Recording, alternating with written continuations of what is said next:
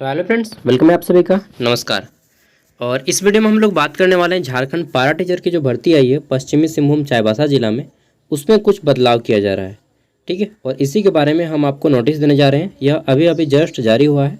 देखिए 15 तारीख को जारी हुआ है, 15 जुलाई 2025 अभी डेट है। ठीक है, तो साइन किया, उसके बाद मैं आप लोग को दिखा रहा हूँ। इसमें कुछ चीज़ें बोली गई हैं तो आपको ध्यान देनी वाली होंगी, क्योंकि जो लोग फॉर्म भर रहे हैं, ठीक है, या भरने वाले हैं, उन सभी के लिए यह इम्पोर्टेंट नोटिस है। ठीक है, तो आराम से समझते हैं सब कुछ, और क्या क्वालिफिकेशन है उसको भी हम लोग बाद में देखते हैं कि कौन कौन फॉर्म को भर पाएंगे।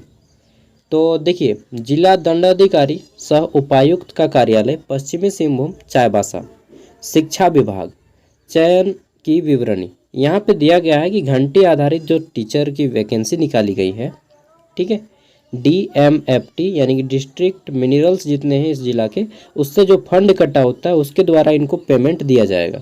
ठीक है, अनुशिक्षक के नाम से ये जाने जाएंगे, जिसको इंग्लिश में ट्यूटर बोला जाता है। ठीक है, और यहाँ पे जो टोटल नंबर ऑफ वैकेंसी है 300 पोस्ट है। ठीक है, टीचर की कितनी वैकेंसी है? 300। और इसमें कोई बीएड नहीं चाहिए, कोई बीएड नहीं चाहिए, ठीक है, ना कोई टेट चाहिए। मतलब सिंपल अगर आप ग्रेजुएट हैं तो इसमें अप्लाई कर सकते हैं। इसके लिए कुछ नोटिस इस बार जारी किया गया कि लिखित परीक्षा जो आपका लिया जाएगा, रिटन टेस्ट, एक मिनट यार, बहुत हल्ला आता है ना, मेरा माइंड डाइवर्ट हो जाता है। तो देखिए यहाँ पे बोला गया है कि लिखित परीक्षा हेतु अभ्यर्थियों की प्रारंभिक शॉर्टलिस्टिंग, शैक्षणिक योग्यता के प्रतिशत की मेगा सूची तैयार की जाएगी।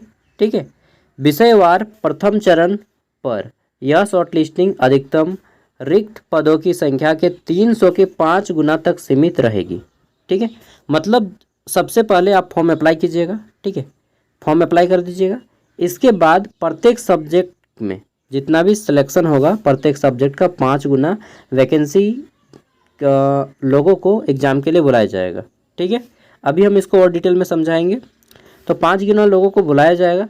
कुल मिला के 300 सीट है, तो इसको 5 गुना यानी कि 1500 कैंडिडेट का एग्ज़ाम होगा। इससे ज़्यादा कैंडिडेट का एग्ज़ाम नहीं होगा। ठीक है, 1500 ही कैंडिडेट को एग्ज़ाम लिया जाएगा, क्योंकि ज़्यादा कैंडिडेट का एग्ज़ाम, मान लीजिए 50,000 फॉर्म भरा गया या 1 लाख फॉर्म भरा गया, तो उतना का एग्ज़ाम एक वो जिला के द्वारा कर पाना संभव तो नहीं है, संभव है लेकिन खर्चा तो बहुत आ जाएगा और टाइम भी बहुत लगेगा। इसलिए इन्होंने एक तरीका निकाला है कि जितना वैकेंसी है उसके 5 गुना कैंडिडेट का ही एग्ज़ाम हम लेंगे। ठीक है, अब ये 5 गुना जो कैंडिडेट आएंगे, ये कौन कैंडिडेट होंगे? ऐसा नहीं कि अनपछाड़े किसी को भेड़िया दसान की तरह घुसा देंगे, नहीं, एक सिस्टम रहेगा। और ये 5 गुना छात्र निर्धारित तिथि पर OMR सीट पर एग्ज़ाम देंगे। इनका जो एग्ज़ाम होगा OMR पेपर पे एग्ज़ाम होगा।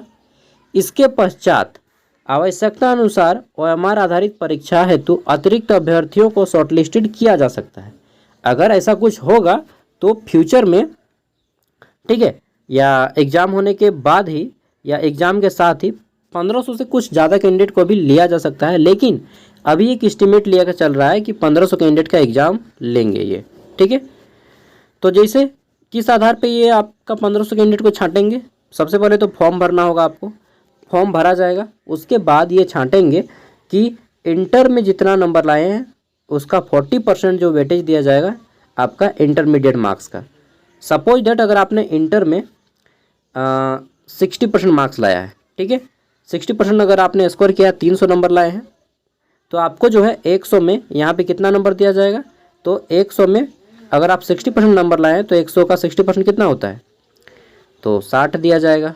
ठीक है, इसका 40% ही आपका रखता है, तो अब 40 का यहाँ पे निकाला जाएगा, फिर आपका 60%। समझे नहीं समझे? चलिए बताता हूँ। मतलब अगर आप इंटर में जितना नंबर लाए हैं उसको 40% से आपका परसेंटेज निकाला जाएगा। ठीक है, टोटल आपका 100 मार्क्स का वेटेज बनाया जाएगा।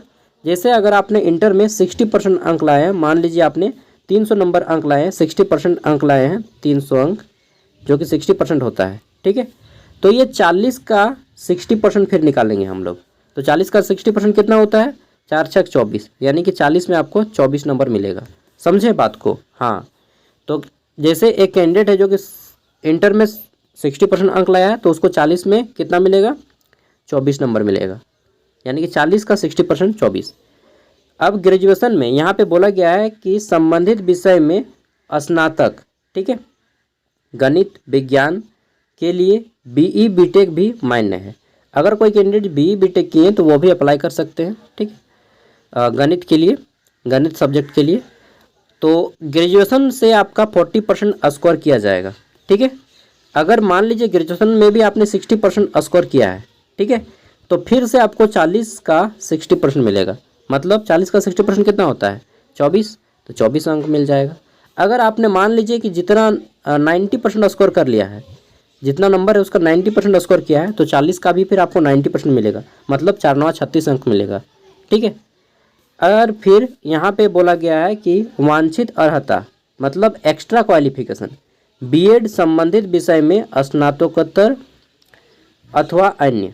क्या बोला गया है कि वांछित योग्यता, एक मिनट, कि वांछित योग्यता BEd, ठीक है, जो लोग BEd किए हैं, या फिर कॉमा दिया गया है, यहाँ पे देखिए कॉमा है, ठीक है, BEd के बाद कॉमा है, BEd, अरे यार थोड़ा सा दूर से आओ ना, BEd संबंधित विषय में स्नातकोत्तर यानी कि पोस्ट ग्रेजुएशन अथवा अन्य, ठीक है।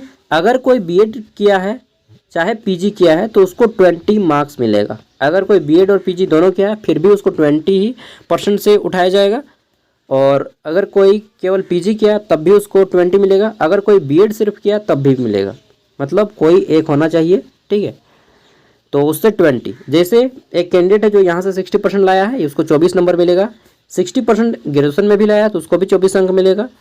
अगर यहाँ पे मान लीजिए उसने PG में भी 60% स्कोर किया है तो अब 20 का 60% कितना होगा? तो 2 6 12, यानी कि ये इसका मार्क्स बनेगा इस तरह से परसेंटेज के लिए। तो कितना हो जाएगा हमारा? 24 दूना 48, ठीक है, और 12 टोटल हो जाता है हमारा 60% इसका स्कोर हो जाएगा 100 में। और ऐसा जिसका ज़्यादा सबसे बनेगा 500 ऐसे 1500 ऐसे कैंडिडेट को चुना जाएगा, ठीक है, जो एग्ज़ाम के लिए क्वालिफाई करेंगे। सबसे पहले तो आपको मेरिट निकाला जाएगा एग्ज़ाम के लिए, ठीक है। अगर सेम नंबर बहुत सारे कैंडिडेट का आ जाता है तो उस कंडीशन में ज़्यादा कैंडिडेट को भी एग्ज़ाम देने दिया जाएगा, ऐसा भी बोला गया है, ठीक है। समझ गए होंगे जो मैंने समझाना चाहा है। चलिए, और नहीं समझे हैं तो फिर आप समझने का फिर से प्रयास कीजिएगा वीडियो को देख के, ठीक है।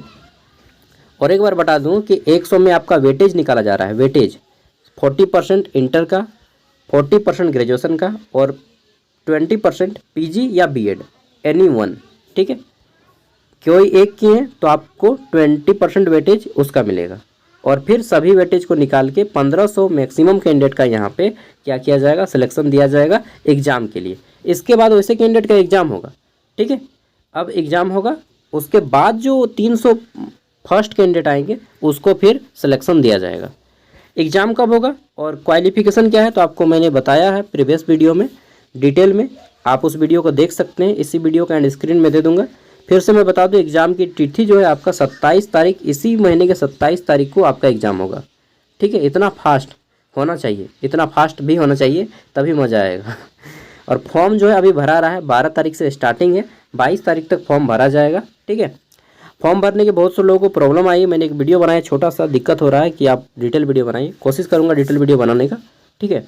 और परीक्षा आपका इसी महीने के 27 तारीख को है। देखिए आपका एग्ज़ाम जो रहेगा हमारे बेस रहेगा। सब कुछ मैंने डिटेल में बताया इस वीडियो में, आप इस वीडियो को देख लीजिए, सब कुछ समझ में आ जाएगा। जोहार।